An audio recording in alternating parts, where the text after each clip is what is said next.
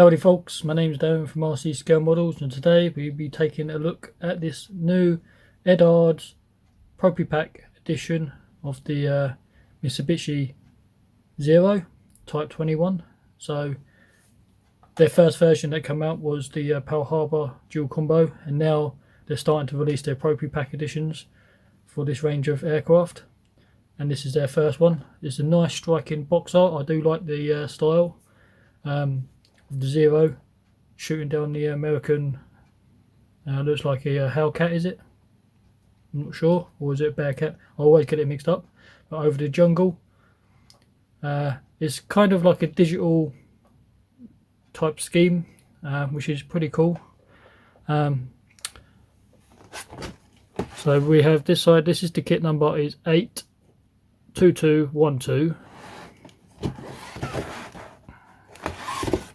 Some of the schemes, what I do like about this is you do get the green version and a camouflage version. I will talk about the green version because people think they are army, but they're not, they're actually navy. And so we'll take a closer look at this before we get inside this box.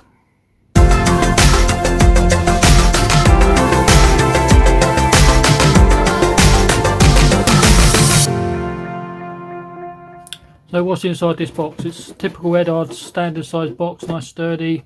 They have changed their style for ProfiPACK edition. It's more like this wood grain effect instead of being the orange.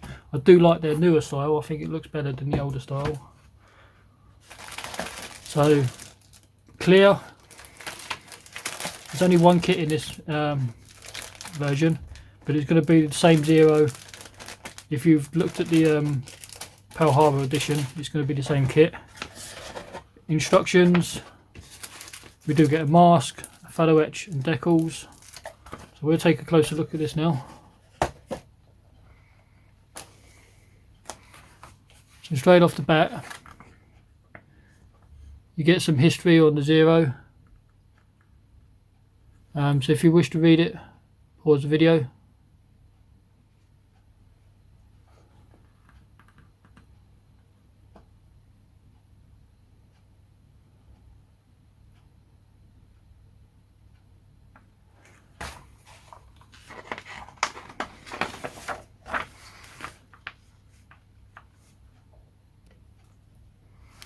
So straight off the bat, we have this sprue layout, everything in blue or grey, whatever colour you can see that as. I see it as blue. Photo etch and masks. Colour callouts are done by Mr. Hobby. Pretty standard colours.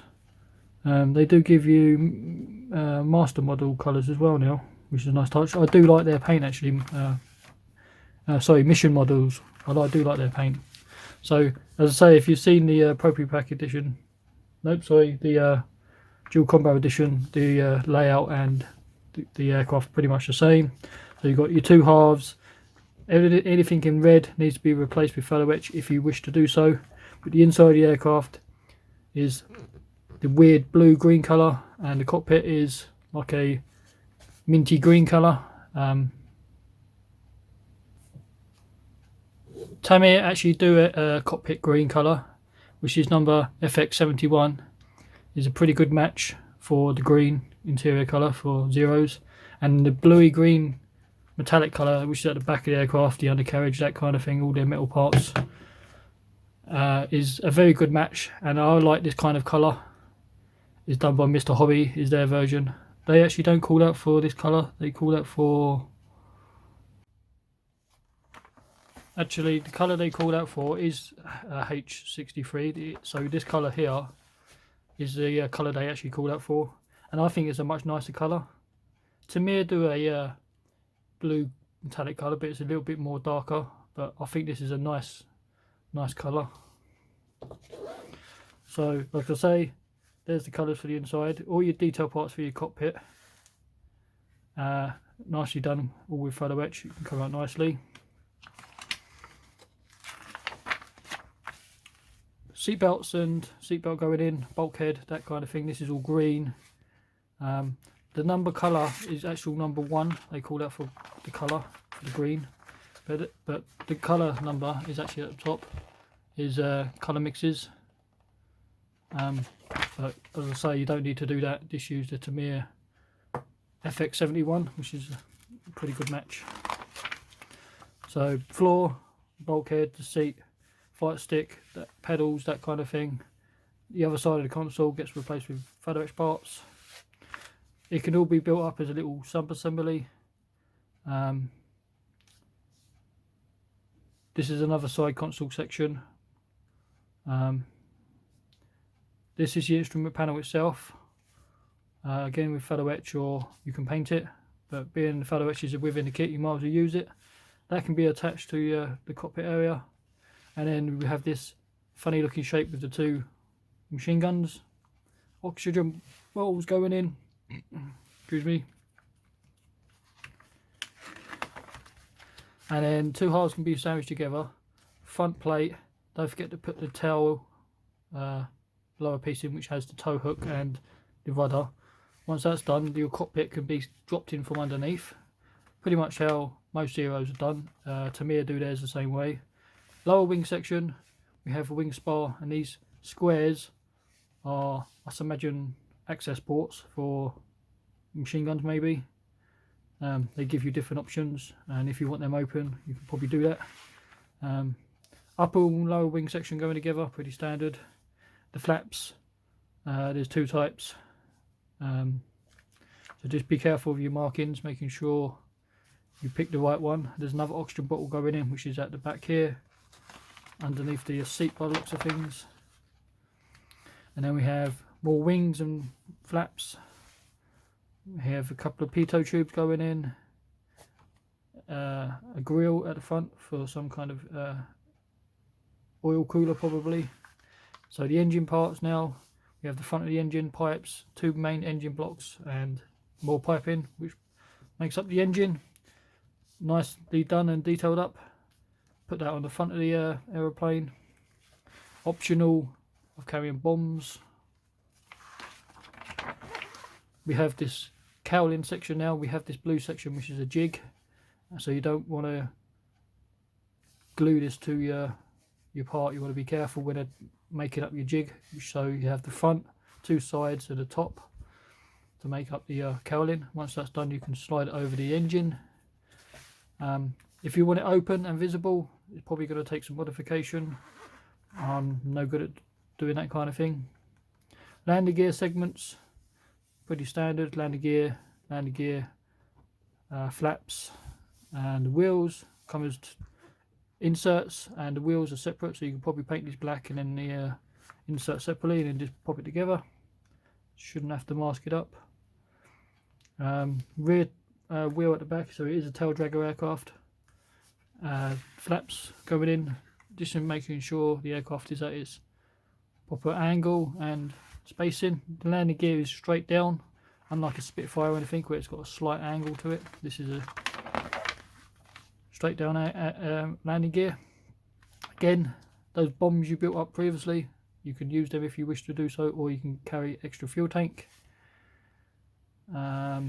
Propeller system and different nose cones, so just be careful which one you're using for your type of Zero. We have the gun sight going in. Surprising they've done this a little bit late. You would have thought they would have done that earlier, but maybe they realised that they were going to miss it, so they put it in now. Canopy has a couple of detail parts inside it. Open or close canopy option. Slotting your propeller in or prop. Pitot tubes and aerials. Little cap at the back of the aircraft. All ready for paint. We have your nice mask layout. So some people like them, some people don't. I have no problem with their masks. I think they're pretty cool. And very first scheme carries on from the Pearl Harbor, which is this one here, which is December 7th. This scheme here is from the new Britain Islands based at 1942 August. This is the one I'm interested in because you don't see many Zeros done this in these schemes with camouflage. This is the same island, the new Britain Island, April 1943. So I'll possibly do this one because it's completely different. So the colour for that is the Japanese They call it Japanese white, but it's more creamy colour, grey. And then the actual green, they call it out as hemp on here, but it's actually Japanese bamboo green, or known as forest or jungle green. Now we go on to the green versions. Again, nice schemes. I like to see these green ones. People think they're army, but they're not. They're naval based aircraft. The Zero has always been navy, so they're land based naval aircraft. They were having them on the ground, and they were in this grey colour, grey-green colour, but they switched it out to the green because this grey-green stood out in the jungle and you could see it, so they made it green to blend in with the foliage. I do see a lot of people, when they do these green Zeros, they chip the hell out of them and beat the crap out of them. I don't like that style. I like mine a little bit cleaner. Some chips, but not beating the hell out of. I can understand the aircraft being completely chipped up and worn and trashed towards the end of the war, but I like mine a little bit cleaner. And then the last step is all your stencil data. So take your pick. Bear in mind, the original colour would have been this grey colour all over, and then they would have painted it over the top with the green. So you can do chipping down to the green underneath as well. So the original colour was the green first, the grey, and then the green. Photo etch, pretty standard stuff. I'm not going to get this out of the bag. You can see that. All your instrument panels, you can use as much as little as you like. I tend to use all the console stuff and the seat belts. All these dials, I generally don't really bother. It's just too fiddly for me. I just paint them red and whatever. But I'll be using all of this. The parts for your feet, I don't see the point of that because you don't see them at all. There is actually two types of console pieces here, I've noticed. Very fine seat belts, there are only a couple of. They're pretty much like a lap belt, I think it is, for the aircraft. Mask is standard, die cut. And then we have the all important markings. These are the Eduard decals. People like them, people don't. It's to do the Cara film.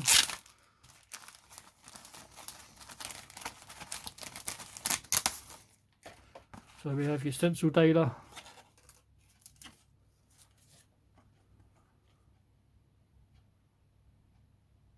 Pretty cool, pretty nicely done. Try not to get the glare. Put this down. So yeah, nicely done. As for the main stencils,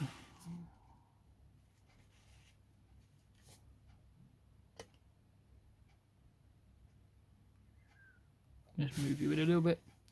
So we have the Japanese roundels, which are just the bullseyes, I call them. You might as well paint these on if they're just completely red. The one with the white circle around it might be a little bit more tricky. So if I just do the normal red dot, I'll probably paint them on, but one with the circles I'll probably have to use the markings. Blue stripes you could probably paint on and get away with these red stripes. White stripes you could probably paint. Yellow stripes you could probably get away with painting. The actual serial numbers though would have to be done. You do get decals for dials if you don't like the photo etch option. So yeah, pretty nice. Will they make a weekend edition? I imagine so. Would I like to see a Royal Class edition? Yes, I would, because I have all of theirs. But we shall see. As for the plastic now,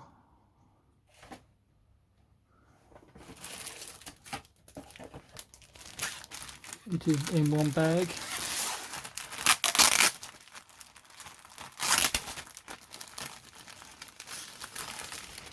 Just check the bag, make sure nothing's come off. Should be pretty good because the kit's only just recently come out within the last week. Doesn't take too long though. So your very first sprue is going to be lower wing section, upper wing section, flaps, and these are these cutouts for these parts here. So there is two types, just to be careful which one you're doing. But again, Eduard's famous detailed work, and they're most famous for all their rivets, super fine, super crisp, lovely and clean all over. It's going to take a nice wash. When it comes to paint it, I wouldn't want to put down too much of a heavy coat. But the upper wing section has mixture of raised and recessed.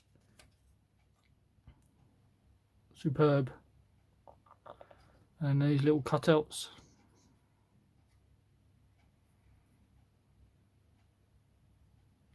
And flaps.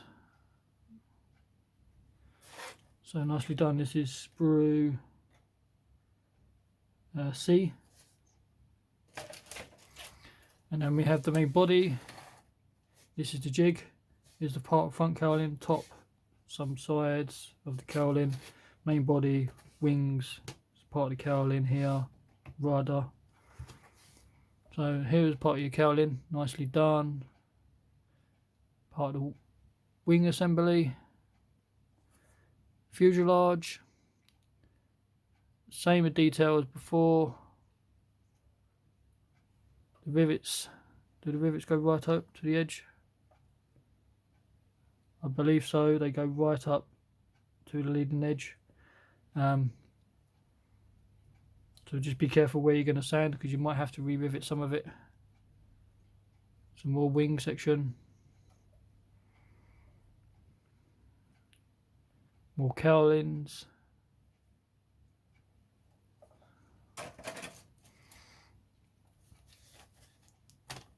So we have fuel tanks, bombs, landing gear wheels, landing gear, one type of propeller. I thought there was a couple different ones, but obviously not.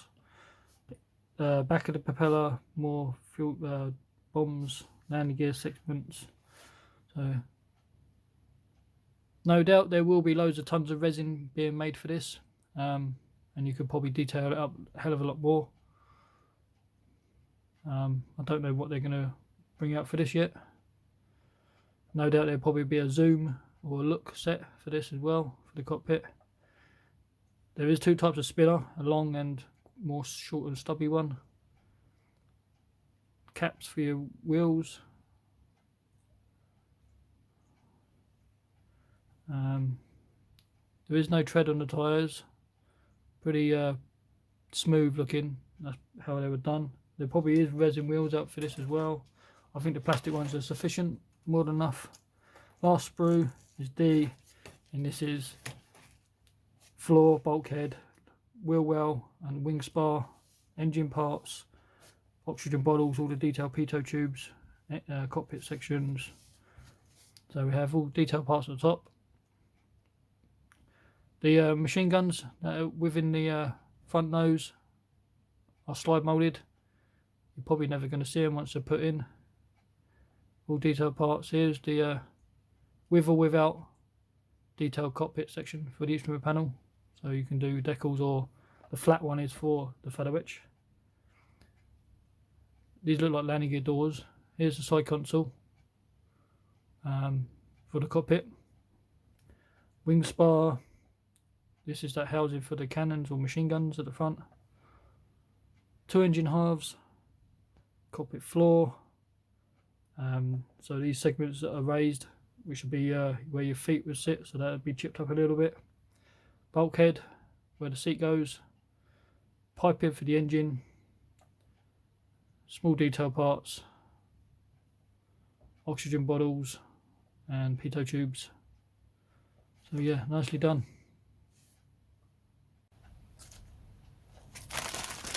One thing I did forget before I finish the video is the clear parts. So that's sprue A, very nicely done. So we have lights, this part of the cockpit section, two front canopies, main canopy and the rear. So you can tell there's different styles coming out. We want Furby.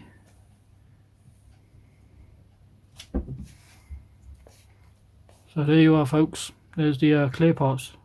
Very nicely done. As I say, there's obviously different versions on their way.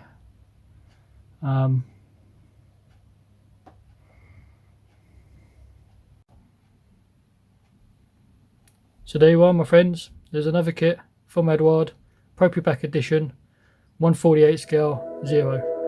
Like, comment, subscribe, and I'll catch you next time.